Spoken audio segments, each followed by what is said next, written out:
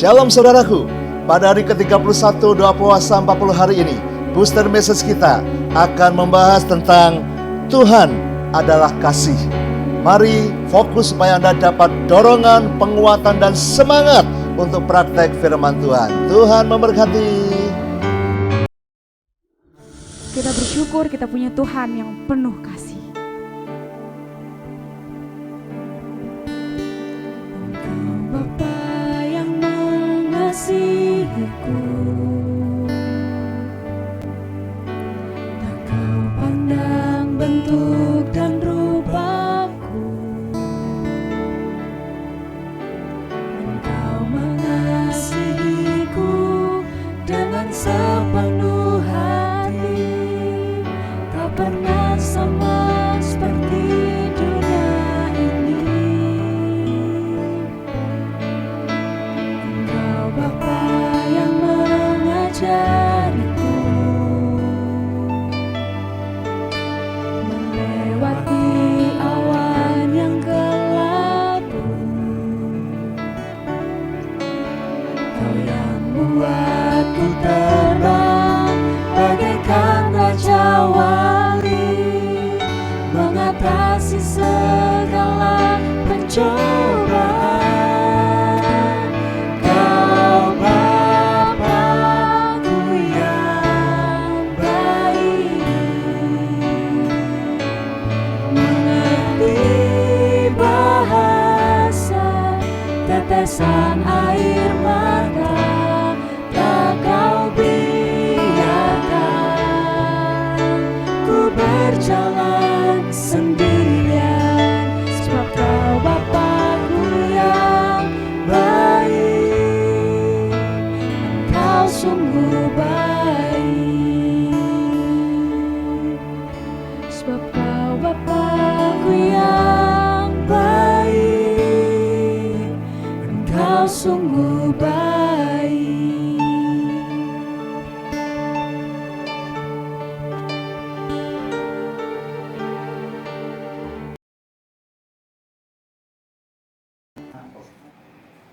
Oi bro, udah sampai? Oke, aku tak minta uang dari bapakku dulu ya. Oke. Pak, sini pak. Apa nak? Minta uang bang, duit. Apa nak tahu uang? Alah, bosan aku di sini. Kan di rumah sudah fasilitas, saja juga ada uang yang cukup. Nggak enak aku yang pergi. Uang. Itu uang. Edit aja. Masa kamu Nih. Anak bungsu meminta warisan kepada ayahnya. ini kau sekarang? Loh, Michael, kamu ngapain? Keluar. Si kakak merasa keberatan karena adiknya selalu membuat masalah. Pergi. Loh, Pak, kamu masih keluar. Lah kok papahmu mbok suruh masuk toh dek, kamu itu anaknya. Lah papa yo nurut aja. Kamu nggak tahu kan? Papamu tuh sudah nungguin kamu sampai sekarang ini, sudah dewasa. Ayo ini kamu kasih ke dia. Nggak ada urusan, aku mau pergi dulu aku. Udah sama. Terjadi pertengkaran antara kakak dan adik memperebutkan harta dan adik akhirnya pergi dari rumah sambil membawa harta. Kamu pergi. Kamu doang mas. Kamu pergi. Ayo tes. Sarang orang.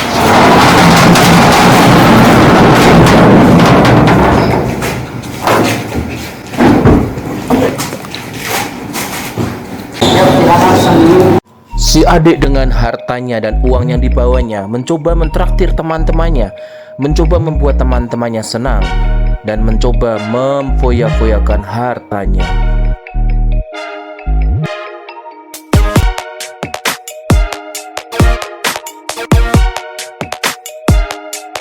Tanpa terasa waktu berjalan, harta uangnya yang dibawanya dari ayahnya semakin habis dan menipis.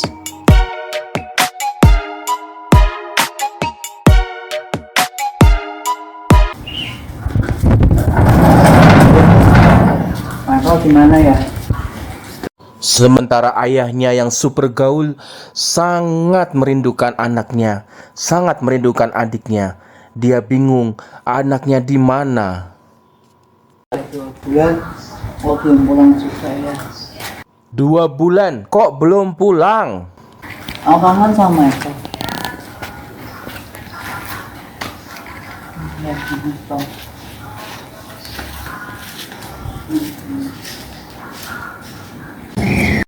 Akhirnya si anak yang menghamburkan uang-uang ayahnya menjadi gelandangan karena dia harus hidup. Dia tidak punya uang untuk makan. Dia menjadi gelandangan yang mencari botol, plastik, kertas, dan apapun yang bisa diambil untuk dijual kembali dan dibuat makan.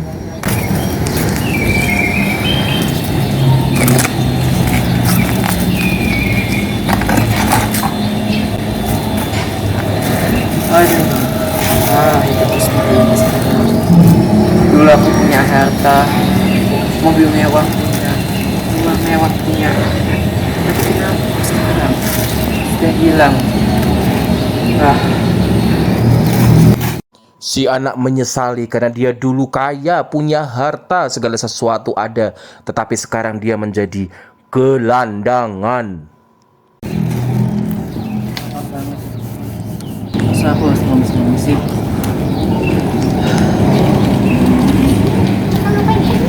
Kenapa kita shopping?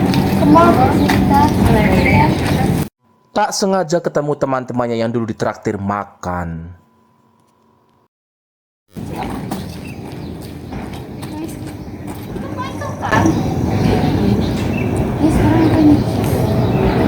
Teman-temannya ingat akan si anak yang bernama Michael, yang dulu suka mentraktir dan suka memberikan bantuan untuk teman-temannya yang membutuhkan.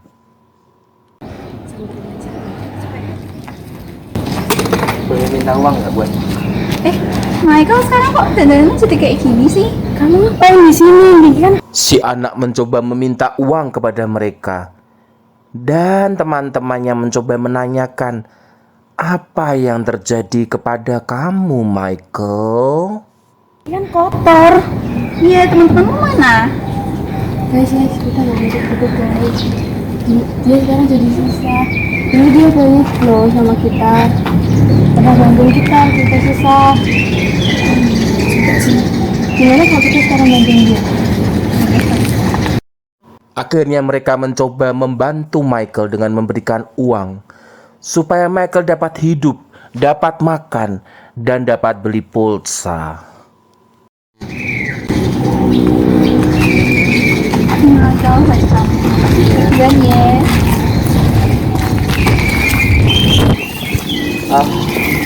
Hidupku nggak boleh seperti ini terus. Pulang ah. Kan sama aku nggak ya? Main pulang ah. Michael stres, putus asa. Tapi dia ingat akan kebaikan ayahnya dan dia memutuskan untuk pulang apapun yang terjadi. Resiko yang terjadi akan dihadapin oleh Michael. Kamu pulang, Eric. Si ayah senang sekali anaknya yang bernama Michael pulang dan dia melaporkan kepada kakaknya yang agak galak. Loh, Michael, kamu ngapain pulang ke sini? Kamu terbawa harta papa dan kamu habiskan semuanya. Tapi Pak, aku dapat. Si kakak komplain karena hartanya ayah sudah dibawa Michael dan Michael pulang gak bawa apa-apa. Rugi katanya, rugi karena dia sudah bekerja buat papahnya. Kerja sama papa, aku ngurusin papa, aku kerja dari pagi sampai malam. Sedangkan dia bawa harta papa, udah foya-foya semuanya. Salah, kalian berdua kan apa? Kalian tidak boleh berantem, kalian harus tutup. Kalau kalian dulu tak hati. Ya, ayo masuk sama rumah. Si papa akhirnya menghibur kakak dan anaknya yang kecil supaya mereka tetap akur karena papahnya sangat sayang kepada mereka. Akhirnya mereka masuk kembali untuk menikmati buka puasa bersama.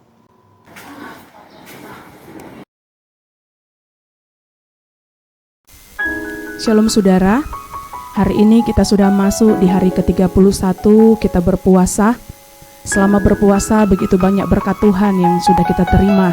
Dan hari ini kita akan belajar tentang Tuhan adalah kasih. 1 Yohanes 4 ayat 8 dan 16. Barang siapa tidak mengasihi, dia tidak mengenal Allah, sebab Allah adalah kasih. Kita telah mengenal dan telah percaya akan kasih Allah kepada kita. Allah adalah kasih, dan barang siapa tetap berada di dalam kasih, ia tetap berada di dalam Allah, dan Allah di dalam Dia. Sebelum melangkah lebih jauh hari ini, coba kita renungkan betapa besar kasih Tuhan dalam hidup kita.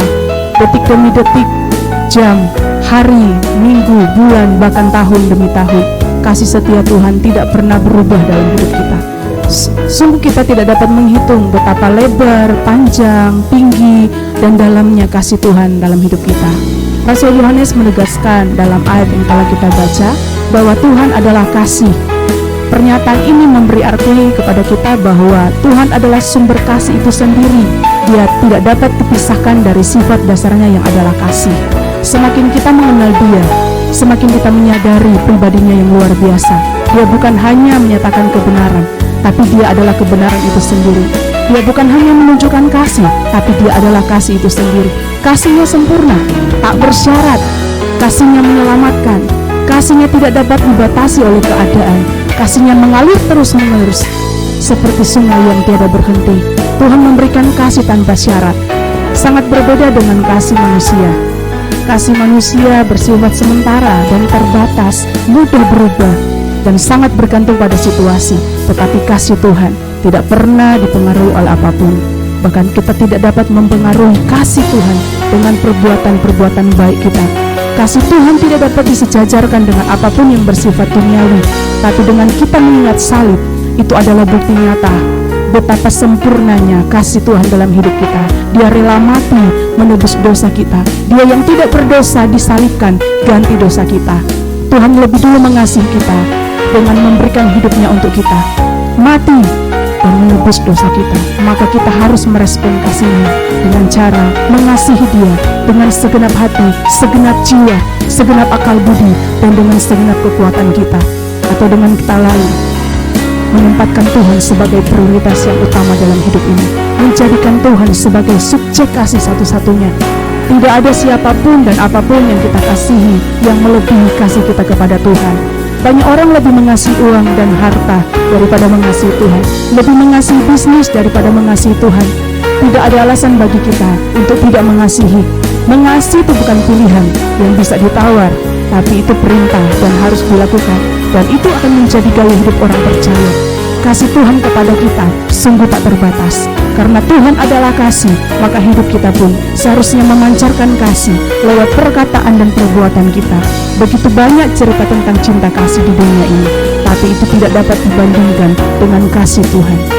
Tuhan Yesus adalah teladan utama bagi kita. Amin. Mari kita berdoa. Tuhan Yesus, terima kasih untuk firman-Mu hari ini. Ajar kami untuk terus mengasihi Engkau lebih dari segalanya. Dan biarlah kasih-Mu terus bertumbuh dalam hidup kami, sehingga pengenalan kami akan Engkau semakin nyata. Dan biarlah Tuhan, kasih itu dapat kami bagikan untuk saudara-saudara kami. Dan biar kasih Tuhan terus terpancar dalam perkataan dan perbuatan kami, sehingga hidup kami memuliakan nama Tuhan. Terima kasih Tuhan, dalam nama Tuhan Yesus kami berdoa. Haleluya. Amin. Selamat melanjutkan puasa. Tuhan Yesus memberkati kita semua.